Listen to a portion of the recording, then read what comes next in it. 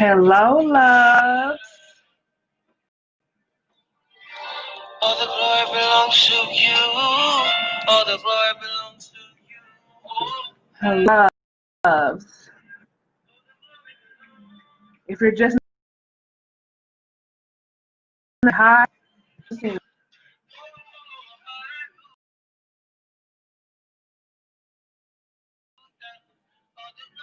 I'm sharing my story, my testimony today. This is a long time coming. I should have been did this, but I was working through my own processes.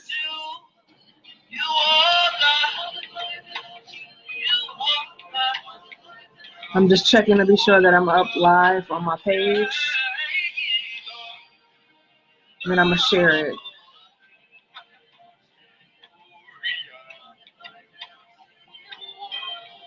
Woo! Oh, I get to see all y'all come in. Hey, Aunt Sheila. Hey, Lane. Hi, Kelly. Hi, Sheeta. Eric. All right, hang tight. I'm just gonna share this. Hopefully, it's not skipping too much.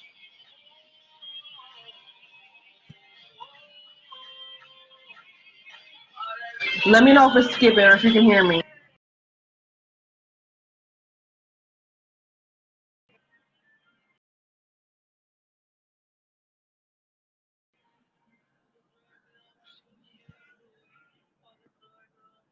Thank you for joining me. Thank you for joining me. This is so new. I've been off of live for so long. It's like a new experience again.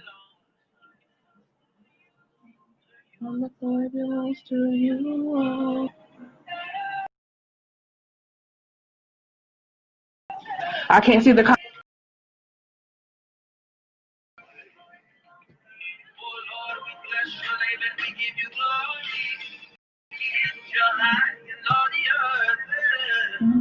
Belongs to you. All the glory belongs to you. Okay.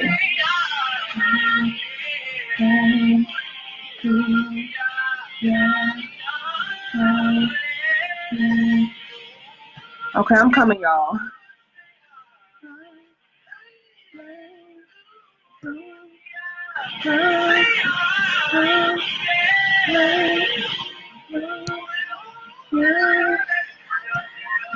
Alrighty.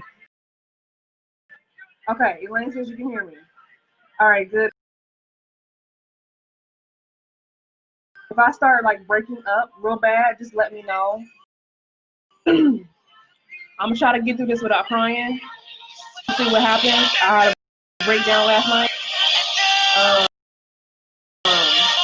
Yeah, last night was interesting. So we're gonna try to get through this. I'm prepared if I do. I got tissue over here because I never know what God is gonna do.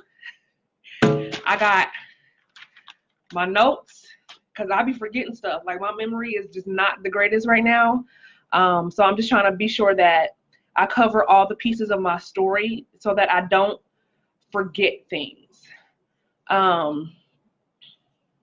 So yeah, thank you for being here, everybody. Hi, Alexis. I like seeing the numbers jump up. Oh my gosh. Please share this. Share this. I want to be sure that I get my story out to the masses. I know that your testimony changes lives. And so that's what I'm trying to do here is let people know that I am not immune from fears and struggles and life challenges. And I go through my own stuff too. So please share this out. Please share this out. I want to be a blessing to as many women and men as I possibly can. Hi, Candace. All right. So listen. Okay. This is so new for me, it seems like. I've been away from live for so long. And I really just kind of wanted to share my story. So oh, It's okay, Alexis. You should come to my baby shower Saturday if you're available. But I'll send you an invitation. I'll send you an invite. So I knew going into 2018 that 2018 was going to be awesome. It was going to be amazing. And I knew that God had some things in store for me, but I didn't realize what. And I knew that I was going to have some challenges, but I knew that his grace is sufficient. So whatever it was, I would be able to deal with it. I just didn't anticipate it coming in the form that it did. Shut up, Audrey. It's been 3 years and you're still pushing. Good for you. Good for you. God is a healer. He is. And I'm so grateful. I'm so grateful because for me, everything just kind of happened at once. And so I'm trying to deal with the fact that I'm pregnant. I had an aneurysm and a stroke at the same time. And I'm okay. My baby's okay. God is good. Hi, Serena. So, what happened was back on February 11th, it was a Sunday, and I was at church during praise and worship. And I remember having this crazy headache that just kind of came out of nowhere. And it was like excruciating. So I sat down and I thought it was like my wig. I was like, maybe my wig is too tight. So I'm trying to like loosen up my wig. And I'm like, no, it's not the wig. It's not the wig. So I got up to the bathroom because I'm like, something's happening. Something's wrong. This pain is like, I've never felt this kind of pain before. And when it kind of got worse. And I felt it like all the way going down my back and like in my face. So I remember like praying like, God, help me. Like, I don't know what's going on. Help me. So I remember going into the choir room and sitting on the couch. And I was like, I got to get my mom. Got to get my mom. Hey, Emily. Hey, Melissa. So I went and I opened the door to the sanctuary. And I was like, no, I was telling God, send somebody in here so I can tell them to go get my mom. And because the hallways were ghost town. The hallways were never ghost town. But this time, no one was in the hall. And so I go sit on the couch, and I'm sitting there because I'm in excruciating pain. And a friend of mine walks in. And so I'm like, can you just open the door to the sanctuary and get my mom, please? And so she did. My mom comes in like, what's going on? And I tell her I have this excruciating headache, and I don't know what's going on. And so she comes in and she's like, okay, did you take your blood pressure medication this morning? I don't remember that morning if I did or not. And I was like, I don't know what I told her, but she was like, well, let me go get one of the nurses.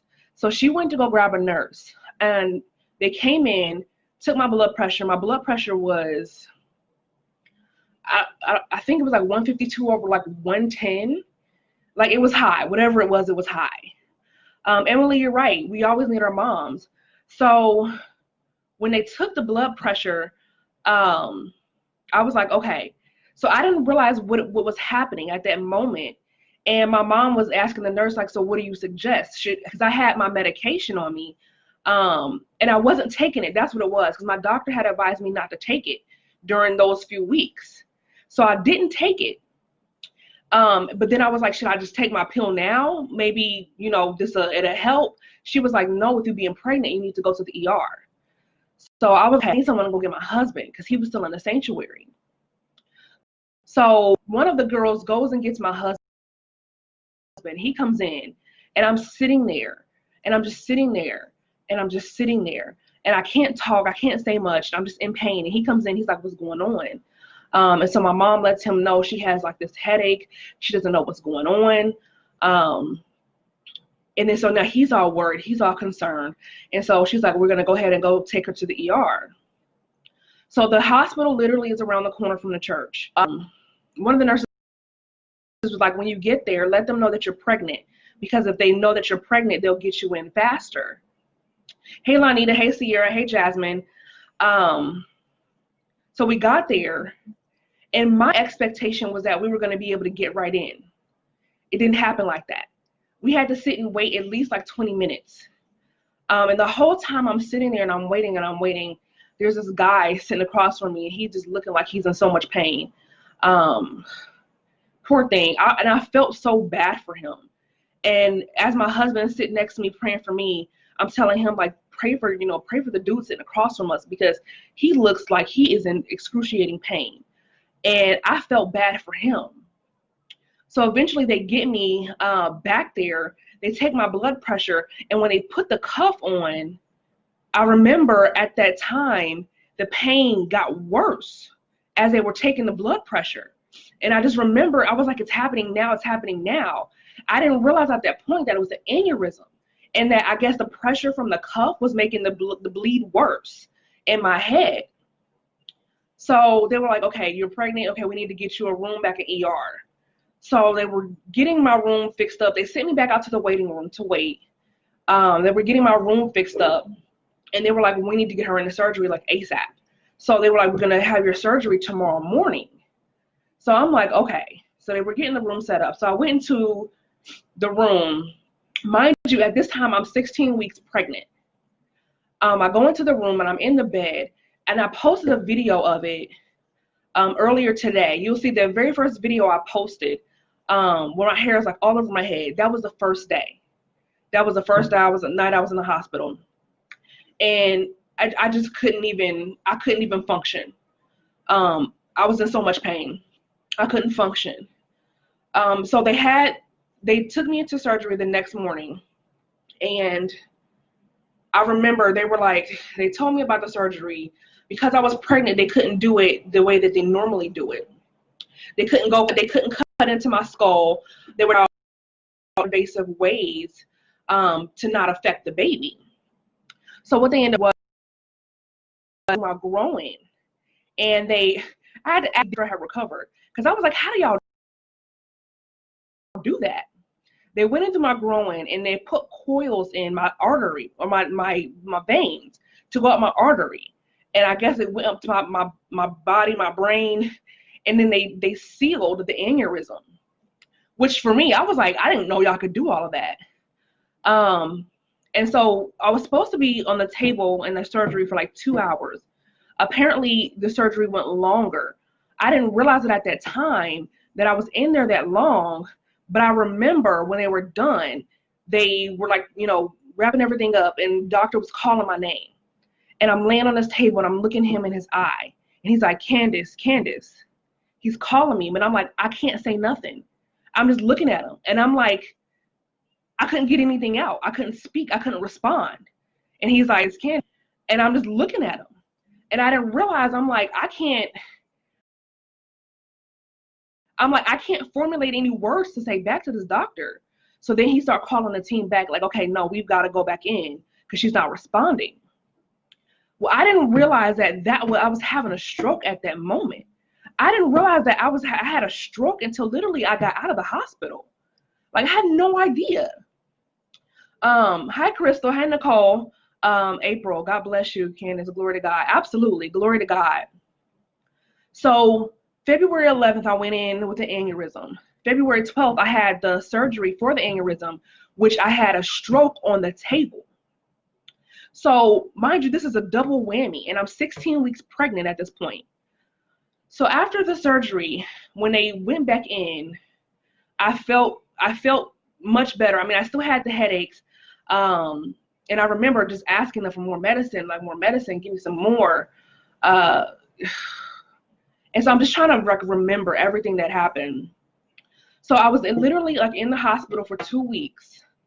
I was in the hospital for 2 weeks. And then after that, they was like, we're going to send you to a rehab hospital.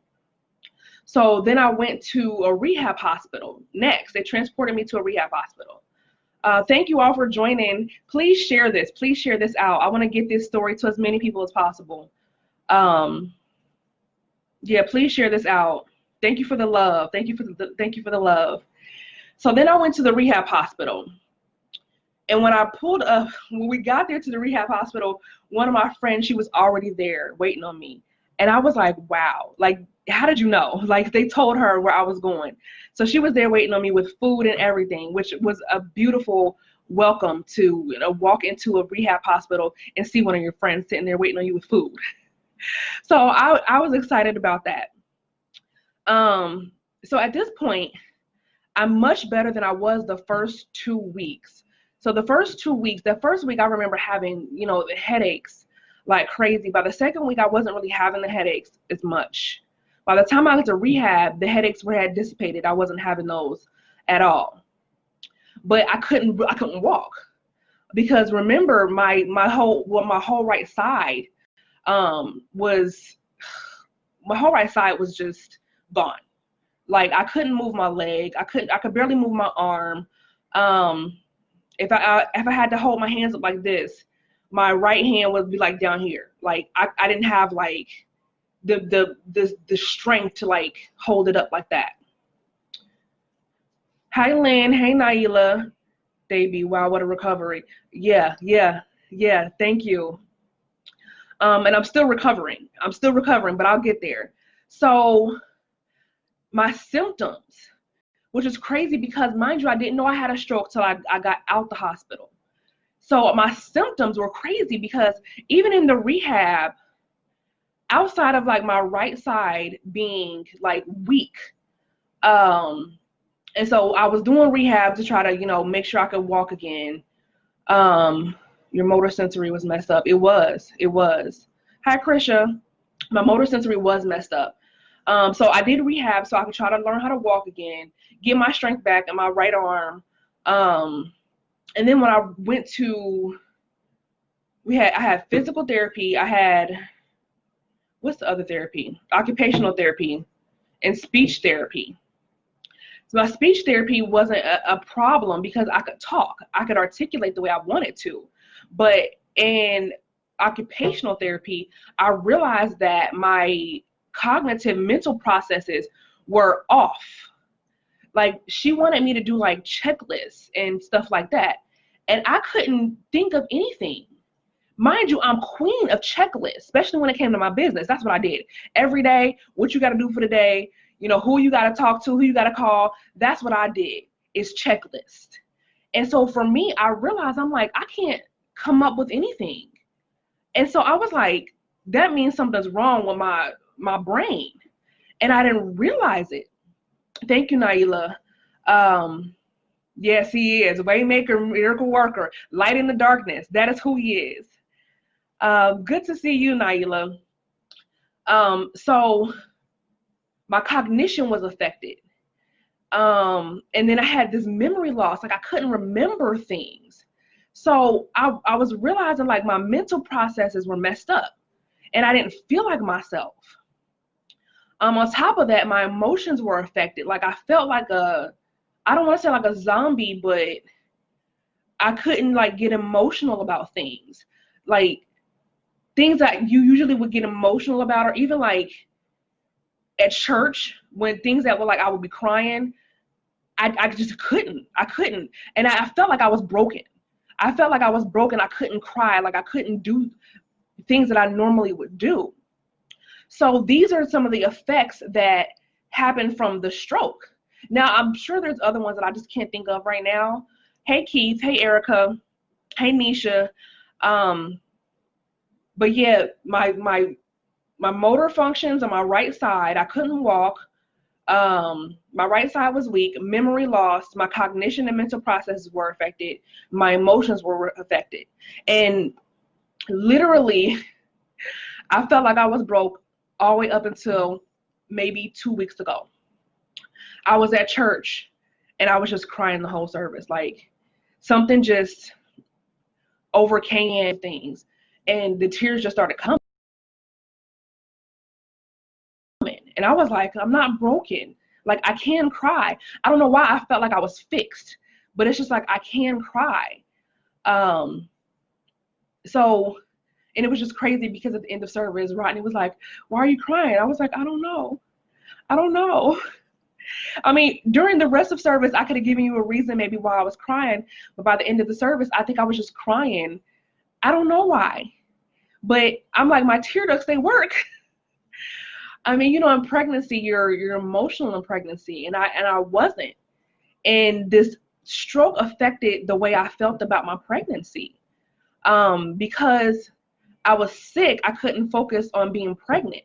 I couldn't focus on the joys of having a baby. It just, everything just happened at once. And I was torn in so many different directions. So I couldn't even be excited about having a baby because of the stroke. And it affected my emotions so much. Hi, Melanie. Elaine says emotions results if a stroke. Yeah. Yeah. But what I have experienced, like with my dad, when he had his stroke, he became way more emotional, like to the point where he was crying all the time. I'm like, why are you crying? And everything made him so emotional. So mine was the opposite. Like I was less emotional. And I'm not a real emotional person anyway, but for me, I'm like, I'm broken. Like I can't cry. Like I can't, like, I just thought I was broke. Alicia, hi, beautiful. So glad to hear your voice and see your face. Thank you. You too. So those were the stroke symptoms. Now, if you're here with me, share this out, please. Now, of course, there were some blessings in the storm. There were some blessings in the storm. And I have to be cognizant to acknowledge this regularly. Hold on. Number one is that I know things could have been worse. I know things could have been way worse. I know people die from aneurysms and strokes, and I didn't. And I have to compare it to my dad, because after he had his stroke, he wasn't the same at all. He still isn't the same. And this was like 12, 13, 14 years ago, maybe more than that. Yeah, but he wasn't the same. So look, affects people, and then look at how it affected me. My symptoms and what happened with me wasn't as bad. Like I was able to get back to walking after a few weeks. By the time I left rehab, I was walking fine. With, you know, I didn't have to use a walker or anything like that. I did still need assistance or someone to be around me to make sure that I didn't stumble and fall, because I was still considered a fall risk. But they just wanted to get me back to where I could walk without like using a walker. But thinking about some people and how they have strokes and then they can't get back to walking, I'm like, I have to bless God that my symptoms weren't that bad. And I credit the fact that I bless God because it happened at church, and I wasn't by myself. I wasn't at home by myself, to where, you know, you have to catch a stroke or aneurysm, and there's time. You can't let it go by. And so because I was there, I was able to get the help that I needed fast. And I was able to get to the hospital fast. Sheila said 2004 was the year that what's that, 14 years ago? Yeah. Yeah, Nisha, I had a stroke while I was pregnant. Veronica says it was necessary. Sometimes God makes us be quiet in order to give us his voice, his words, and then sends us out to do the work. That's what I believe it was, Veronica. And I feel like God was trying to slow me down because I was going so fast. Audrey, I remember all of that. Yes, I realized my strokes this past winter. Sorry, Audrey, I pray for your healing. God is a healer, full recovery. So yes, please share this out. If you're here, share this out. April said, yes, he had his arms around you. He did. He did. And I bless him, because I feel like the enemy tried to take me and my child out. For you to come for me during worship at church? Like, are you serious? I'm like, he's bold. So I feel like it's in the spiritual realm is way more than a physical thing. You have to consider there's a spiritual parallel. And I feel like he's coming for me in my future, not just my business and stuff like that, but I feel like my child and my seed and what I was carrying. He tried to take us out, and God wouldn't let it happen. And that was the other blessing in the storm, is that my baby is okay. Like, he's okay. I mean, this boy is kicking and moving, and I feel like he's having parties on the inside of me. He's fine. So for my baby to be fine after all of that, it's nobody but God. Veronica says, praying Gary Fike for your mother. I don't know what that means. What do you mean, Veronica? But yeah, it was no one but God. The blessings in the storm, the fact that I recovered the way I did and my baby was okay. I didn't lose my baby through all of that. Like, because I could have had a miscarriage.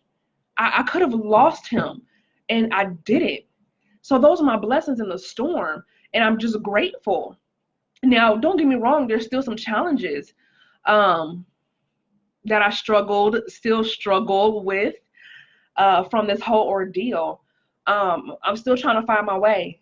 Like, I feel like I walked into 2018 and I was already feeling some kind of way because I was pregnant and I wasn't ready. So I was trying to mentally grasp that and mentally grasp the fact that I was going to be a mom. Well, then here comes the aneurysm and the stroke. And so I'm like, I feel like God was trying to slow me down. I felt like he was trying to slow me down with the pregnancy too. I mean, because I was go, go, go, go, go. And I know everything happens in his timing. So with the pregnancy, at the end of the year, at the end of 2017, he told me, take the last 2 months off. Sit down, shut up. Don't be working as much as you normally work. So I took time off. So come January, my plan was to hit the ground running come January. And I didn't hit the ground running. I hit the ground, but I didn't hit the ground running. I was so exhausted, like all the time. I couldn't get up and move as fast as I wanted to. Like mentally, physically, emotionally, I couldn't go and do as much as I wanted to. I had an event that came up at the end of January. So I wanted that event to kind of be my springboard into, getting the wheels pumping and going. Literally after that event, within less than 2 weeks, I had the aneurysm.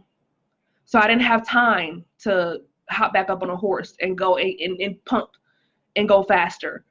Everything slowed down, literally to a stop. And so I felt like God was like, Candace, you need to sit down because you're doing too much. And so for me, it was like I'm still trying to find my way. Like, okay, God, what do you want me to do? Where do you want me to go from here?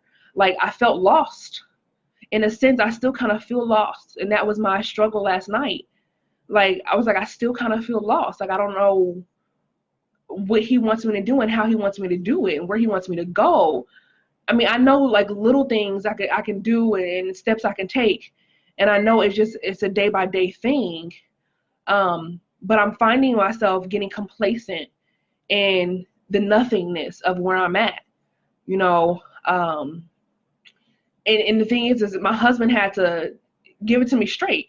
And I understand when you're pregnant, you're tired. And then having a stroke, there's effects where you're tired. So for me, it's like I let it get the best of me maybe. In the whereas like I'm tired, but I'm not doing much of anything. So I find myself getting complacent in this. Well, every single day goes by and I'm not being productive, really. I'll watch TV, and I'll sleep, but I'm not being productive. So it's been months where like days will go by frequently, and I'm like, Candace, you got to do something with yourself. You got to do something with your life. And I'll try to think of what I need to do. But it's like, I just won't do it. Emily says, I ended up in the hospital. Same. I ended up in the hospital 22 days on forced bed rest, the most expensive sleep I ever had. Preeclampsia, high blood pressure, couldn't do anything. It was hard. God slows us down for sure. Yeah. He does. He knows how to sit you down. Erica says you're in recovery. Yeah. Sheila, that's not bad, Candace. Rest. It's okay. And I think that's what I'm trying to do. I'm trying to find my balance between here and go and resting and being okay with that, myself up about it, but falling complacency with doing nothing. I'm struggling with it. I am. I'll admit it. I'm struggling with it, and I'm trying to find myself. I'm trying to find the new me, and I think that's the thing. Is like I told my husband last night, like I'm trying to get back to the old me and where I was. And then I was like, I don't know that I'm supposed to go back to the old me. Like, I think she's gone. I can't find her. So I think I have to like create a new me, find out who she's supposed to be, and then just become her. And that's the part that is terrifying for me, is this new journey that I'm on and trying to figure out what God wants from me and how to become her. It's terrifying. Nicole says, you're also growing a human. It takes a lot out of you. It does. And this is my first baby, so I'm just realizing like how much he takes from me. Sophia, what an amazing journey. And through it all, our God kept you in the valley. Yeah. Okay, Elaine, I will. Hi, Vonda. Yes, God, he kept me. He did. He did. He did. So I'm still having challenges. I'm still trying to work through some things, and it's kind of, I don't want to say embarrassing, but I have to understand that I'm human and I go through things too, and that this is just a part of my journey and a part of my story. If I'm gonna help other women conquer their fears and go through their problems and overcome their challenges and obstacles so they can be, greater, I have to go through it myself first. And I will say it's one of the hardest things I've ever had to experience in my life. And going into this new season, it's just trying to figure out what it's supposed to look like. And Sheila, exactly, it's new. Don't look for the old. Yes, new doors, new revelation, new wisdom, new knowledge.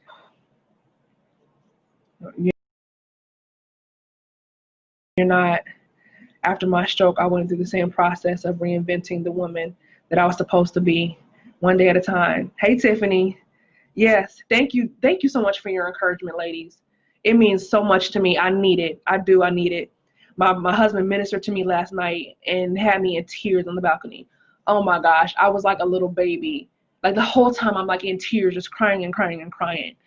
But I'm glad that God got him to a place spiritually where he could hold me up. God knew. God knew what was going to happen in the timing. He had to allow things to happen with me when my husband was ready for it, so that my husband could hold us up. And he's doing a very good job at that.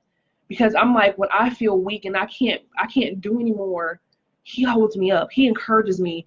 He ministers to me something crazy. And I'm like, 4 years ago, you couldn't have done this, because he wasn't ready. So I'm so grateful for his spiritual development as a leader of the household. God knew. God knew. He knew what he was doing.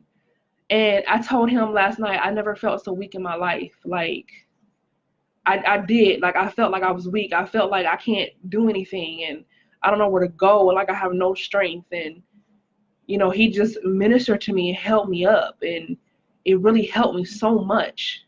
And I was like, you're making me cry. You're making me cry. And I was so full of what he was telling me. I had to get up and go get some tissue, because I'm like snotting all over the place, and I needed it. I really needed it. Candace, when God moves you to a new level, trust him in his process for your life. He got you. He does. He does have me. Okay, so let me move on.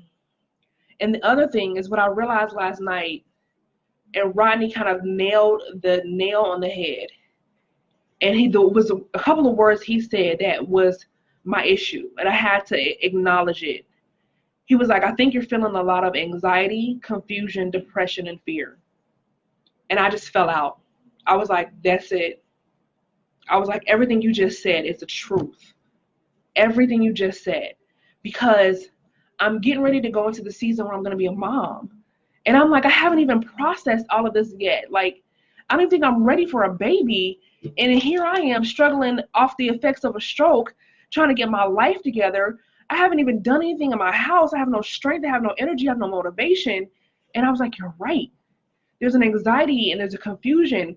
And there's like what do I need to do, and how do I do it, and how do I, shift into this next season. And that's kind of where I'm at right now. Is trying to work with God and reconnect with God the way I have, not the way I have before, but I need to find a new connection. I need to find a new connection with God, to where the channels are open for me to hear him differently. So that's kind of one of my obstacles that I'm trying to overcome right now. Nicole says, be patient with yourself. It is hard to find the old you when your hormones are all over the place. You won't be you until at least 4 months after you have your baby. Awesome. 4 months? Oh my gosh. Well, you would know you have kids. Oh Lord, have mercy. So I'm trying to get my bearings in my life. And that's kind of where I'm at. And I know I'm not the only one who's been here. And I think this is the first time I've ever felt like this. Like, I needed to kind of get my bearings. Maybe I felt like this before in way different situations. But this time, it's just, I feel like smacked to the ground. Like, I feel like the enemy came and just smacked me face first to the ground. And trying to get off, tend to my bruises, fix my broken face. That's kind of how I feel. Like, and I'm in, Erica, I'm in recovery. So this is my recovery right now. And it took me months to come and talk to y'all. This is something I should have been did this. And this is what happens, I feel like, when you lack motivation to do things. Like, you're supposed to do things and you just don't do it. And this is things that I talk to my clients about, is like, you have to just do it. And I know this is one of those scenarios where it's easier said than done. And I have to kind of step out and step up. And so my husband, he lit a fire up under my butt. And I'm kind of like, okay, let me just do. Quit waiting. So this is me stepping out and just doing what I know I was supposed to do. And it's been a long time coming. So I'm finally here. I'm finally doing. And I hope to do more of these lives, coming to you all in different ways than I have in the past. Just trying to find the new me. So my game plan is really to practice what I preach. What I tell my clients, I have to now do. I find myself in a situation that I've never been in before, and I have to now do the very things I tell my clients to do. In my workshops, the very thing I tell them to do, I have to now do. I have to put into practice myself. And it's not easy at all. I have to find the new me and take it one day at a time. I told my mom last night, I said I had a breakdown today. And she was like, just take it one day at a time. Like, don't worry about tomorrow. Just do what you have to do for today. And I was like, I need to hear that, because I think we get so wrapped up in looking in the future and thinking about all the things that we need to do. And we get overwhelmed sometimes. And when we get overwhelmed, we don't do anything. So for me, it's like, okay, what I need to do today? Just focus on today, do whatever is on my list for today, and then that's it. When tomorrow gets here, I'll focus on tomorrow. So that's kind of where I'm at right now. And then I'm addressing my own fears. I had to acknowledge that I had some fears. I didn't realize it. That's what's the crazy thing about it. I was like, do I have fears? At first I was like, I don't have no fears. I'm good.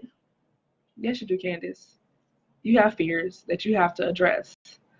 And a lot of it coincides with having this baby.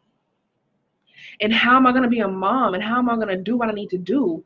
I don't know nothing about kids or children or how to raise them. And I feel so like incompetent. Like, I do. And so my fear is that I'm not going to do it right. And I'm sure I'm not the only one that's ever felt like that, especially when they, are having their first kid. But I will say I'm glad that my husband, he knows how to raise a kid. He's had experience, and I haven't. So I have to rely on his experience and his knowledge and his wisdom to help me. And even last night he told me, he said, you're not alone. He said, you have me. I'm here. As long as I'm here, I got you covered. I'll take care of you. He's like, you have your mom, you have your dad, you have Mario and Amber, you have the whole family who will help you. And he's like, you have to understand that the kids in this family, look at how they were raised. Look at how you were raised. He's going to be okay. Our son's going to be okay. And so he put things in perspective for me. And I'm like, yeah, you're right. I'm just, feeling like, I feel like I need like a university, like a mommy university. Like I need to know what to do because I don't know anything. So I think that's one of my biggest fears is I'm going into this new season off of a stroke and I'm about to have a baby next month. Like that just blows my mind. And my husband keeps reminding me. He was like, next month he'll be here. I'm like, don't say that. Don't say that. What? Next month? I'm like, wait, I'm not ready. Pineapples, I'm not ready. And so it brings me back down to a level of, Candace, you gonna be okay. God got you covered. But next month, you're gonna have a little person in this house that you gotta take care of and you can't give back to nobody else. So that's kind of where I'm at. And I'm like, oh my gosh, it scares the mess out of me. So yeah, I'm addressing my own fears. I'm acknowledging them because you can't address your fear if you don't acknowledge it. So I'm acknowledging my own fears so that I can address them and overcome them. And then the biggest thing is I gotta do. It's time for me to do now. Quit talking about it, Candace. Quit thinking about it. Quit writing stuff down. Do. Actually get up and do stuff. And I think that's my biggest issue is that I'm not doing. And I hate to admit that, but it's true. I'm just not doing, and I need to do. I need to focus on being a new mom in this new season. And that's the most terrifying thing is going into a new season where you're not sure what to expect. All you know is that God is going to show you some things and God has prepared you for the new season, but it's terrifying. So I'm trying to find the new me for the new season, figure out who she is, and become her. And so this is my process of becoming the woman that God is calling me to be. And of course, it didn't come without challenges and struggles and obstacles, everything compounding on top of each other. A pregnancy, aneurysm, stroke, that's a lot. And I'm in my process, and I really just want to help other women get through their own process. So please share this out because I'm trying to help other women as I go through my process so that we can do it together. And I don't want anyone to feel like I'm above them or like I don't go through things. I do. And I think this makes me more well equipped to help is when I can share my story with you and how I've overcome and how I struggled and how I'm still struggling. But I'm working through it. I'm not stopping. I'm not laying down and wallowing in it. I know that there's peace on the other side. There's healing on the other side. There's wholesomeness on the other side. And so I'm striving to get there. And so I really want to help other women. So share this out, share this out, share this out. And so what I want to do is I want to help other women go through their own processes 2 ways. I still have I think 2 workbooks left for $30, the Becoming Her workbooks. It walks you through the spiritual, the emotional, the physical, and the business of your life and how you can get from where you are right now to where you want to be. And it helps you do a deep dive into those issues and get real with yourself. So I want to offer the workbook for $30. That's my king. Thank you, babe. So the Becoming Her workbook and journal is available for $30. I have 2 left in this batch. After that, I have to order another batch. But go ahead and go to the link in the description box of this video. and you can order it, and I'll go ahead and ship it right out to you. If you're the first two, you'll get your workbooks within a few days. I'll ship it out tomorrow or Tuesday. And then I've opened up 3 spots for a Courage Power Hour, where it's 1 hour with me and you, really getting to the nitty-gritty of where you're at right now in life and what you're dealing with. I want to help you create a plan, a game plan for where you're at and where you want to be and how you can get there.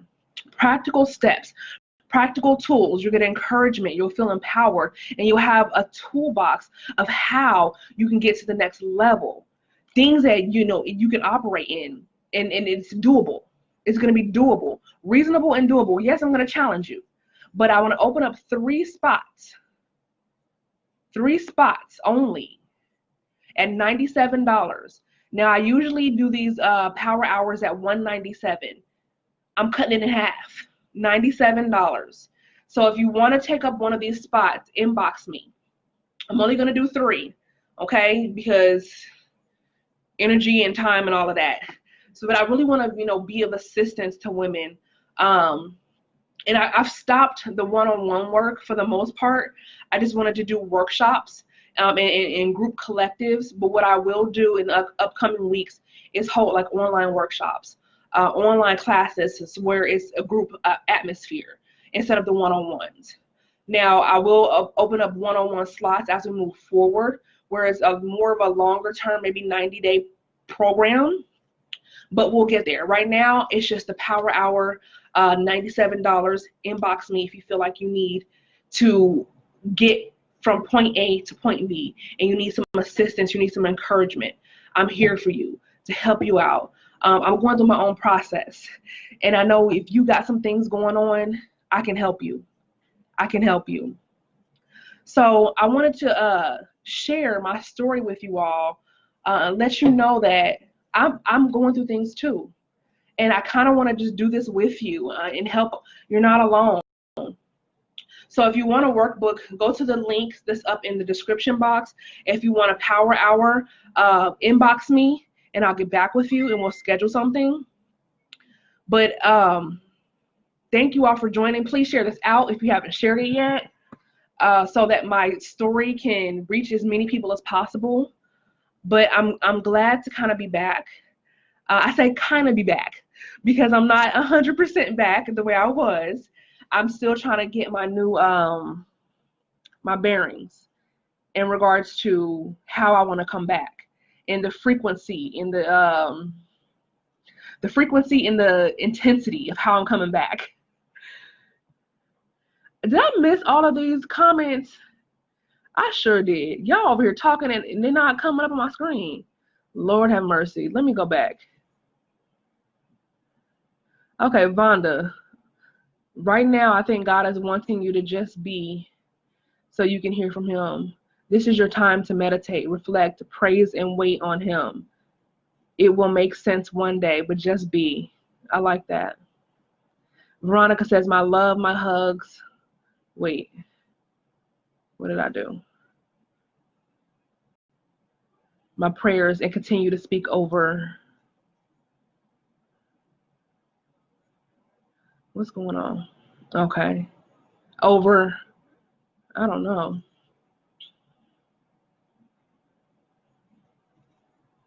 Okay. Over yourself. Speak the word to yourself.